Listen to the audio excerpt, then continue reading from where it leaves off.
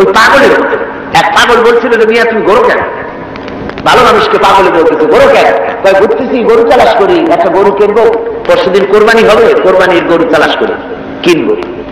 পাওনা তো না পাইনি, পাওনা তো কি হয়েছে, একটু মাঠে কত গরু একটা ধরে নিয়ে জবাই দিল, কয়েকদিন তো তুমি পাগল, তোমার কথা পরের গরু জবাই দিলে তো গুনাহ হবে, আমি গরু কিনে জবাই দেবো। তুমি পাগল, আমি পাগল না। পাগলে বলতেছে তুমি পাগল, তুমি কোরবানি উপলক্ষে একটা ভালো নিয়ত করে একটা গরু তুমি ধরবা, সে যা করবি ভালো নিয়ত করিয়া কোরবানির দিনে নামাজ পড়িয়া এসে আল্লাহু আকবার বলিতে জবাই দিয়ে দেবে। এখন তুমি চুরি করছো সেজন্য একটা পাপ হবে, আর আল্লাহ রাস্তায় কোরবানি করছো সেজন্য একটা সওয়াব হবে। কোরবানির সওয়াব আর চুরির পাপ ভগ্নাংশের মতো কাটাকাটি হয়ে যাবে, গোশত খাওয়া পাপ। মুসলমানের অবস্থা তাই হয়েছে, সারা বছর গুনাহ করে, ওজনে কম, খাদ্যে ভেজাল, চুরি ডাকাতি জুয়া মিথ্যে কথা সব বলে, সবে বরাতে সমানে ইবাদত করে মনে করে পিছনের গুনাহ মাফ হয়ে যাবে, আর রাতের বেলায় খাও গোশত আর রুটি খায় না জনমের মতো। এটার নাম পাগলামি। আচ্ছা আপনারা শিক্ষিত লোক যারা, তারা তো বোঝেন, আপনারা সবই শিক্ষিত ভালো মানুষ, আপনারা নিশ্চয়ই বোঝেন বোনাস। ঈদে বিভিন্ন মিল কলকারখানা বোনাস দেয়, বোনাসটা বোঝেন তো? একটু কথা না কইলে আমি বুঝি কেমনে বোনাস বোঝেন। ধরুন আদমজি জুট মিল কর্তৃপক্ষ তারা ঘোষণা করেছে ঈদের একদিন আগে 28শে রমজান অথবা 29শে রমজান আমরা ঈদ বোনাস দেব। এখন ঈদ বোনাসের কথা শুনে ঢাকার থেকে গাড়ি গাড়ি ভর্তি লোক যাইয়া যদি গেটে দাঁড়ায় আমাদের ঈদ বোনাস দেন, ঈদ বোনাস দেবে ওদের কথা। বোনাস কাদের জন্য? যারা মিলে এমপ্লয়, যারা কর্মচারী, ওদের জন্য বোনাস। বাইরের লোকেরা বোনাস বোনাস করে যদি বেশি চিল্লায় তাহলে বোনাস পিঠের উপরে দেবে না, পিঠের উপরে বোনাস দিয়ে দেবে। লাইলাতুল কদর, লাইলাতুল বারাত, লাইলাতুল মেরাজ, এগুলি হলো আল্লাহর পক্ষ থেকে মুমিনদের জন্য বোনাস। এই বোনাস কাদের জন্য? যারা নামাজি, যারা দিনদার, যারা চরিত্রবান, যারা ইমানদার, ওদের জন্য বোনাস। সারা বছর নামাজ নাই, শবে বরাত শেষ হয়ে গেলে নামাজ নাই, আর এরা বোনাস দিতে যায় আল্লাহর কাছে, সারা রাত জায়গায় জায়গায় ইবাদত করবা, আর পরের দিন থেকে আবার যে শয়তান সেই শয়তান। কথা বলছেন? ওই যে আমি এই কথাটা বললাম, কমরউদ্দিন মুসল্লি সাহেবের নাম মনে আছেন আপনাদের? আরে ভাই কথা বলবেন, কমরউদ্দিন মুসল্লি সাহেব আল্লাহ তাকে বেহেশতে নসিব করুন। শুনলাম কোন এক জায়গা থেকে উনি নৌকা বাইয়ে যাচ্ছে, তারপরে রোজার দিন একজনে কয় মুসল্লি সাহেব আমার একটু নেবেন, আমি একটু যাবো। কোন জায়গায় যাবো কোন জায়গায়, তারপরে তারা নিচ্ছে নিয়ে সে বলছে যে আমি একটু ভাই আপনাকে সাহায্য করি, কয় না ভালো লাগবে না, আমি সব কামাই করি, তুমি বসো। অনেক দূর চলে গেছে, তারপরে সেই লোক একটা সিগারেট ধরেছে। আরে মিয়া রোজার দিন তুমি সিগারেট ধরাইছো কেন? কয় যে আমি রোজা না। কেন রোজা না? কয় যে আমার প্যান্ট ব্যথা করে। প্যান্ট ব্যথা করে তুমি সিগারেট খাও কেন? তারপরে উনি নৌকা উল্টা কয় আপনি যান কোথায়? উল্টা উল্টাবে। কয় যে তুমি যে জায়গায় দিয়ে উঠছো আমি সেই জায়গায় নামাবো। কয় যে না আমার এই জায়গায় নামাবেন, আপনি কষ্ট করে উল্টে যান না। কয় না কোথায় শয়তান, কোথায় নামাবো, যে জায়গায় শয়তান সেই জায়গায় নামাই দিয়ে আসবো। কমরউদ্দিন মুসল্লি সাহেব জিতাই আর শুনছেন না আমার ভাইরা, এই রকমের নামাজ নেই, রোজা নাই। অনেক আছে রোজার মাস আসলে গ্যাস্ট্রিকের ব্যারাম হয়, রোজা রাখে না। কি হয়েছে? কয় যে গ্যাস্ট্রিক। আল্লাহ জনমের মতো গ্যাস্ট্রিক বানাই দিতে পারেন কিনা? আবার তার হুঁশিয়ার হয়ে যাবে। এই রমজান বরকতের মাস, রহমতের মাস, পবিত্র মাস। সুবহানাল্লাহ বলেন। আল্লাহ যেন সকলকে রোজা রাখার তৌফিক দেন, জোরে করে আমিন। রোজা আসছে মানুষের চরিত্র ভালো বানাবার জন্য। খায় রে কপা, এই রোজা আসলে মুসলমানদের মেজাজ যায় খারাপ। হিন্দুরা বিকাল বেলায় মাছের বাজারে যায় না, মুসলমানদের রোজা মেজাজ খারাপ। বেলা 12টার সময় চোট লাভ, 2টার সময় গালাগালি, যারে বলা লাগে ভাই তারে কয় সারা। লোকেরা কয় দুনিয়াতে চেষ্টা, কয় যে রোজায় ধরছে। অফিসে গেছে, কাজ করতে পারে না, ঘুমায়। কয় লোক ঘুমায় কেন? কয় যে রোজায় ধরছে। যে রোজা তার চরিত্র ভালো বানাবে, সেই রোজা দিয়ে তার চরিত্র নষ্ট হচ্ছে, তার ঈমান নষ্ট হয়ে যাচ্ছে। তার কারণ কি? কারণ হলো ঘুম আসে, মেজাজ খারাপ হয়। মেজাজ খারাপ হয় কেন? পেটে অশান্তি হলে মেজাজ খারাপ হয়ে যায়। আল্লাহ বলছে যে সারাদিন একটু না খাইয়ে থাকো। আপনি যদি না খাইয়ে থাকেন তাহলে আল্লাহর গোলায় অনেক খাদ্য জমা হবে নাকি? না, সেজন্য রোজা না। রোজার অনেক ফায়দার মধ্যে এটাও, গরিব মানুষ যে না খাইয়া থাকে সারাদিন, তুমি যেন বোঝো, এটাও একটা। কিন্তু আমরা সারাদিন না খাইয়া ওই ইফতারের সময় সুদে আসলে সব উসুল করি, পেঁয়াজি, বেগুনি, ছোলা, মুড়ি, বুট জনমের মতো খায়। খাইয়া মাগরিবের আগে শেষ হয় না, কয় তো মাগরিবটা পড়ে আসি, তারপরে খায়। এমন খাওয়া খায়, খাইয়া তারপরে ডাক্তারের কাছে গেছে, কয় ডাক্তার সাহেব আমি তো আর শ্বাস করতে পারিনি। কেন? কয় যে খাইছি বেশি, সবে বরাত তো খুব বেশি খেয়ে ফেলাইছি। কয় 2টা ট্যাবলেট খাও আর 1 গ্লাস পানি। খাওয়া খায়, পেটে উকুন মারা যায়, এমন খাওয়া খায়। এরপর তো ঘুম আসবে, এরপর তো মেজাজ খারাপ হবে, আর আমার সার ঔষধ সমানে বিক্রি হবে। আমার বন্ধুগণ, এই যে অবস্থা, এই অবস্থার জন্য আমরা আমাদের ভাই হতে হবে। এই পবিত্র রজনী আল্লাহ পাক বোনাস স্বরূপ দিয়েছেন দিনদার, ইমানদার, পরেশগার তাদের জন্য, যারা জীবনকে তৈরি করবে ওদের জন্য এই রাত দিয়েছেন। এই রাতকে বেশি বেশি ইবাদত করে জীবনকে পরিশুদ্ধ করতে হবে, আমলে সালেহ করতে হবে, নেক কাজ বেশি বেশি করতে হবে। নেক কাজ কারে কয় সেই ব্যাখ্যাটা সংক্ষেপে দিয়ে দিই। নেক কাজ, আল্লাহ রাব্বুল আলামিন বলেন الذي خلق الموت والحياة ليبلوكم أيكم أحسن عملا। আল্লাহ পাক বলছেন আমি মৃত্যু এবং জীবনকে সৃষ্টি করেছি এই জন্য যে তোমাদের মধ্যে আমলের দিক থেকে কে উন্নত সেটা যাচাই করার জন্য। এখন আমলে আহসানে আমল, উন্নত আমল কি তার ব্যাখ্যা কি? উন্নত আমলের জন্য 2টা শর্ত। উন্নত আমলের জন্য কয়টা শর্ত? ভালো করে বোঝেন আর শোনেন। উন্নত আমলের জন্য 2টি শর্ত। একটি শর্ত হচ্ছে আমলটা হতে হবে আল্লাহর রেজামন্দির জন্য, আল্লাহকে খুশি করার জন্য আমলটা হতে হবে।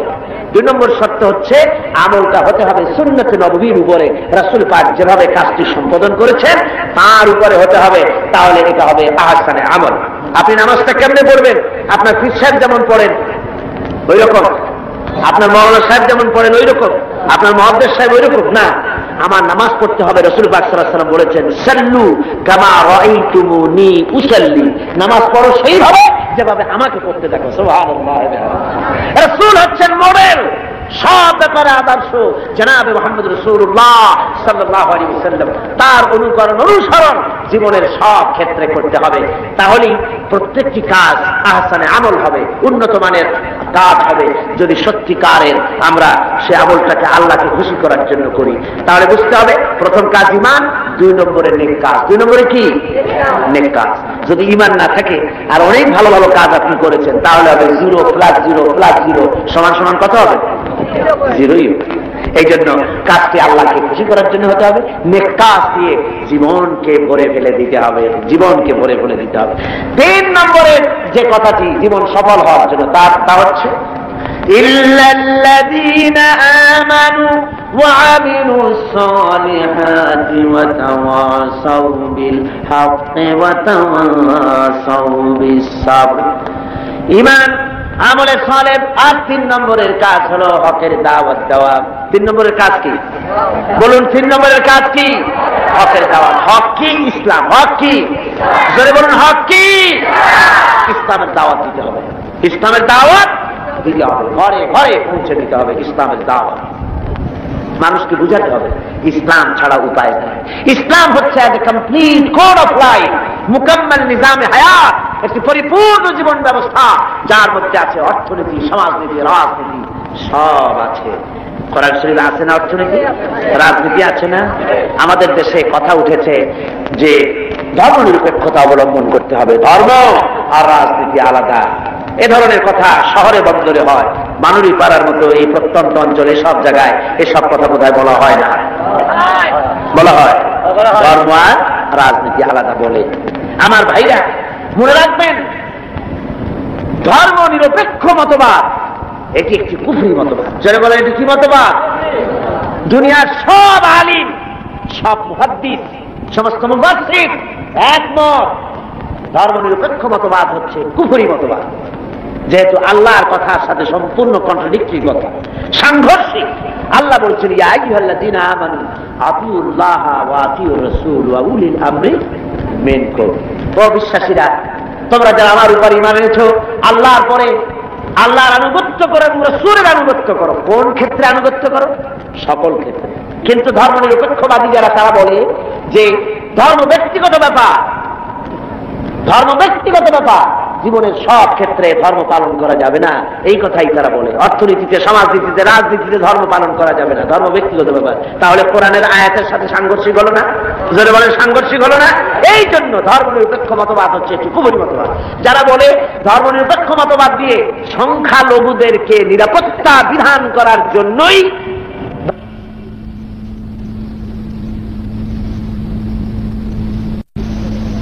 ধর্মনিরপেক্ষ মতবাদ, এই কথা যারা বলে তাদের জন্য দেখতে হবে ভারতে ধর্মনিরপেক্ষ মতবাদ একটি স্বীকৃত শাসনতান্ত্রিক স্বীকৃত মতবাদ।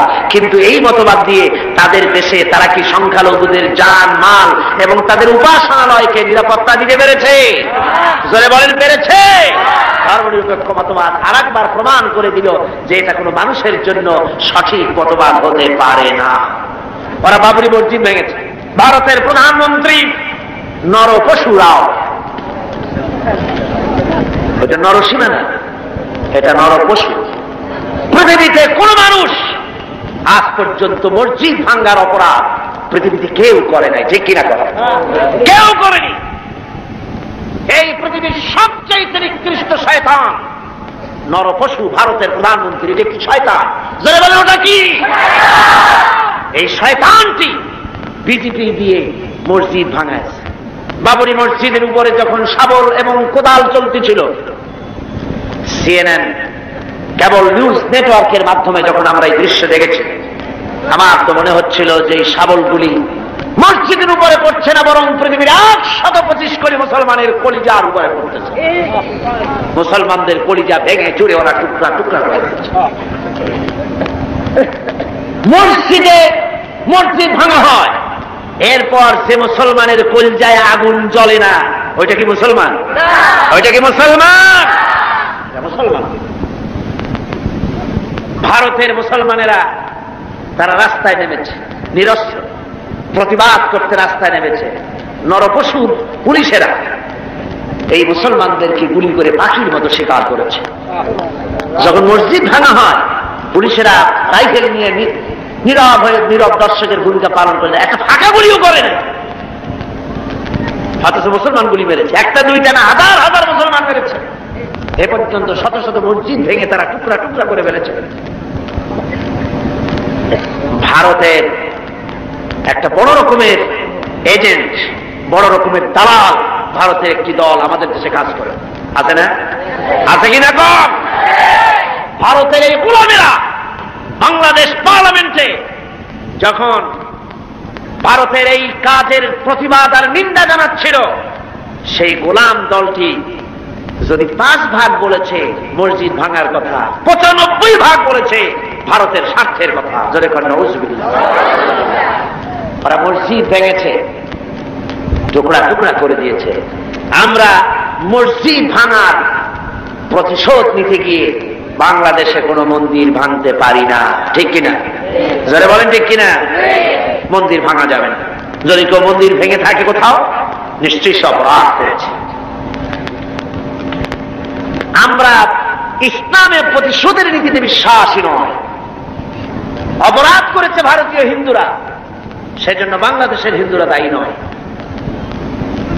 ভারতের বাবরি মসজিদ ভাঙার ব্যাপারে বাংলাদেশে বসবাসরত নাগরিক হিন্দুরা কিছুতেই দায়ী নয়, ঠিক কিনা? একথা মনে রাখতে হবে। তবে ভারতকে এর মাসুল দিতে হবে, এর মাসুল দিতে হবে, কোনো সন্দেহ নাই। ভারত, তাকে মনে রাখতে হবে, ভারত রাশিয়ার চাইতে শক্তিশালী নয়। রাশিয়ার মতো প্রচন্ড শক্তিশালী দেশ, পারমাণবিক অস্ত্রের গুদাম যার কাছে, রাসায়নিক অস্ত্রের গুদাম যার কাছে, সেই রাশিয়া আফগানকে ভাঙতে এসে রাশিয়া নিজেই ভেঙে চুরা টুকরা টুকরা হয়ে গেছে, যায় নাই? আজকে পবিত্র লাইলাতুল বারাত, আপনারা বিশ্বাস করুন, নরপশুরাও ভারতের বাবরি মসজিদকে যেভাবে ভেঙেছে, মসজিদের ইটগুলো যেভাবে টুকরা টুকরা করেছে, গোটা ভারত ইতিহাসের থেকে, মানচিত্র থেকে, পৃথিবীর মানচিত্র থেকে টুকরা টুকরা হয়ে বুঝে যাবে ইনশাআল্লাহ।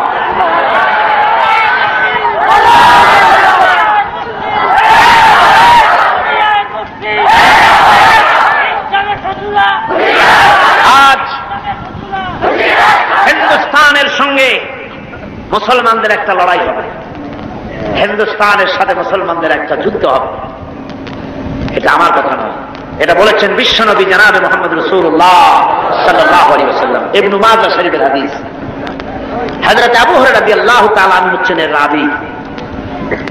হযরত আবু হুরায়রা তিনি বলছেন রাসূল সাল্লাল্লাহু আলাইহি ওয়াসাল্লাম বলেছেন, দুই শ্রেণীর লোক কিয়ামতে জাহান্নাম থেকে মুক্ত বলে ঘোষিত হবে। এক শ্রেণী হচ্ছে ওরা যারা ঈসা আলাইহিস সালামের সাথে থেকে দাজ্জালের বিরুদ্ধে যারা লড়াই করে শাহাদাত বরণ করবে, কিয়ামতের দিন আল্লাহ পাক তাদেরকে জাহান্নাম থেকে মুক্ত বলে ঘোষণা করবেন। দ্বিতীয় শ্রেণী রাসূলুল্লাহ বলছেন, হিন্দুস্তানের সঙ্গে একটা জিহাদ হবে, ওই জিহাদে যারা শহীদ হবে কিয়ামতের দিন আল্লাহ পাক তাদেরকে জাহান্নাম থেকে মুক্ত বলে ঘোষণা করবেন। হযরত আবু হুরায়রা বলেছেন, এই হাদিস বর্ণনা করে তিনি বলেছেন, আল্লাহ যদি আমাকে সেই পর্যন্ত বাঁচায় রাখেন তাহলে হিন্দুস্তানের ওই লড়াইতে শরীক হয়ে আমি যদি শহীদ হতে পারি তাহলে কিয়ামতের দিন জাহান্নাম থেকে আমিও মুক্ত বলে আল্লাহর কাছে ঘোষিত হতে পারবো এবং মুক্ত হয়ে আমি মুক্তভাবে বিচরণ করতে পারবো। এই আশা তিনি পোষণ করে দুনিয়া থেকে বিদায় গ্রহণ করেছেন। সেই জিহাদ আজও হয়নি, ইতিহাসটা প্রমাণ করে না। জিহাদ একটা হবে ভারতের সাথে। সেই জিহাদ বাংলাদেশের সেনাবাহিনী, বাংলাদেশের বিডিআর আর পুলিশ নয়, শুধু 11.5 কোটি তাওহীদি জনতা কাঁধে কাঁধ মিলিয়ে বাবরি মসজিদ ভাঙার প্রতিশোধ ভারতের কাছ থেকে কড়ায় গন্ডায় আদায় করে ছাড়বে ইনশাআল্লাহ।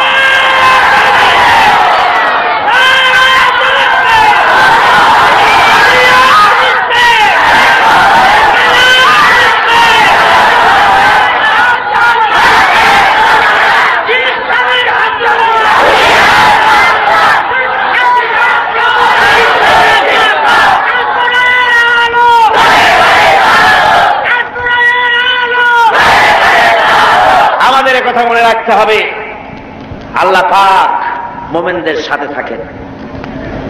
কোরআনে কারীমে রব্বুল আলামিন বলেছেন, ওয়ালা তাহিনু ওয়ালা তাহসানু ওয়া আনতুমুল আ'লাউনা ইন কুনতুম মুমিনিন। কোনো ভয় নাই, কোনো চিন্তা নাই, তোমরা যদি মুমিন হও আমি আল্লাহ রব্বুল আলামিন তোমাদেরকে জয়ী করব। জোরে কোন সুবহানাল্লাহ। তোমরা বিজয়ী হবে তোমরা যদি মুমিন হও। সুতরাং হকের দাওয়াত নিয়ে অগ্রসর হতে হবে। ইসলামের বিজয় আসতেছে সামনে, ইসলামের চরম চূড়ান্ত বিজয় আসবে। আজকে মানবীপাড়ার যত তরুণ যুবক, কলেজ ইউনিভার্সিটির ছাত্র যারা এই মাহফিলে তোমরা এসেছো, যুবকদের বলবো তোমরাই ইসলামের মূল মেরুদণ্ড। তোমাদেরকে রাসূলুল্লাহ ভালোবেসেছেন, ইসলাম তোমাদেরকে কদর করেছে, তোমাদেরকে আসতে হবে মূল পথে। ওইসব আজেবাজে আন্দোলন ছেড়ে দিতে হবে, মানুষের তৈরি করা মতবাদ এসব আন্দোলন ছেড়ে দিতে হবে। তোমরা চিন্তা করে দেখো না, তোমাদের নেতারা তোমাদের কাছে কি চায়, তোমাদের নেতারা তোমাদেরকে কি বলে। তোমাদের নেতারা তোমাদের কাছ থেকে শুধু শক্তি চায়, তোমাদের রক্ত চায়। তোমাদেরকে চরিত্রমান বাড়াবার জন্য তারা কোনো চেষ্টা করে না। তোমাদের নেতারা কখনো বলে না ছেলেরা নামাজ পড়ো 5 ওয়াক্ত মতো, মা বাপের খেদমত করো, এইসব কথা বলে? এই রোজার মাস আসতেছে, রোজা রেখো, ওস্তাদের সম্মান করো, এরকম বলে? কিসের ওস্তাদের সম্মান করবে? কলেজের প্রিন্সিপাল পিটাইয়া ডাক্তার সব ভাইয়ে বেলায়। ঢাকা বিশ্ববিদ্যালয়ের প্রাক্তন ভাইস চ্যান্সেলর মনিরুজ্জামান মিয়া সাংবাদিক সাক্ষাৎকারে বলতেছিলেন দুঃখ করে, আমি বিশ্ববিদ্যালয়ের এমন এক জন্তু, আমার দাঁতও নাই, নখরও নাই, খালি বসে বসে মায়ের খায়। আমরা বলেছি মায়ের তো খাবিনি, মেহমান দাওয়াত দিয়ে নিজের পোষা গুন্ডা দিয়ে মায়ের খাওয়ায়, মায়ের আপনি খাবেন না, খাবে কেনা? এটা খাওয়া খুব স্বাভাবিক কথা। আদব শিক্ষা সেখানে দেওয়া হয় না। তোমাদের নেতারা তোমাদেরকে আদব শিক্ষা দেয় না, তোমাদের হাতে টাকা দেয় মদ, জুয়া, জেনা, ব্যভিচার ইত্যাদির জন্য, তোমাদেরকে অস্ত্র দেয় অন্যের সভাপণ্ড করার জন্য, অন্যের দল ভাঙ্গার জন্য, এইসব করে। তোমাদেরকে চরিত্রমান বানাবার জন্য তাদের কোনো প্রোগ্রাম নাই। কথা ঠিক কিনা? কথা ঠিক কিনা? এই জন্য যুবকদেরকে, তরুণদেরকে ফিরে আসতে হবে ইসলামের সুশীতল ছায়াতলে। এখানেই শান্তি, এখানেই মুক্তি, এখানেই নাজাত। চলে আসো এই ইসলামের দিকে, এই দাওয়াত নিয়ে ছড়িয়ে পড়ো। আজকে বসনিয়ার উপর অত্যাচার হতেছে, বসনিয়ার মুসলমানরা মার খেতেছে, আলজেরিয়ায় মার খেতেছে, প্যালেস্টাইনে মার খেতেছে।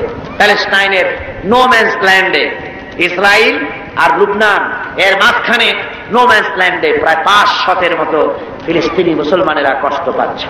মুসলমানেরা বিপদে পড়লে জাতিসংঘ দেখে না, আমেরিকাও দেখে না, ব্রিটিশও দেখে না, কেউ দেখে না। মুসলমান বিপদে পড়েছে, একটা কুত্তা বিড়ালের জীবনের যে দাম আছে মুসলমানদের দাম ওদের কাছে নাই। এইভাবে প্রতিকরণ তারা করতেছে। আজ ভারতে মুসলমান নির্যাতিত, কাশ্মীরে নির্যাতিত, বার্মায় নির্যাতিত, সব জায়গায় মুসলমানদের উপর নির্যাতন চলছে। এই নির্যাতনের পরই ইসলাম প্রতিষ্ঠিত হবে ইনশাআল্লাহ। কোনটা প্রতিষ্ঠিত হবে? ইসলাম প্রতিষ্ঠিত হবে। সেজন্য এই দাওয়াত নিয়ে ঘরে ঘরে পৌঁছে যেতে হবে, ইসলামী আন্দোলনের শরীক হতে হবে।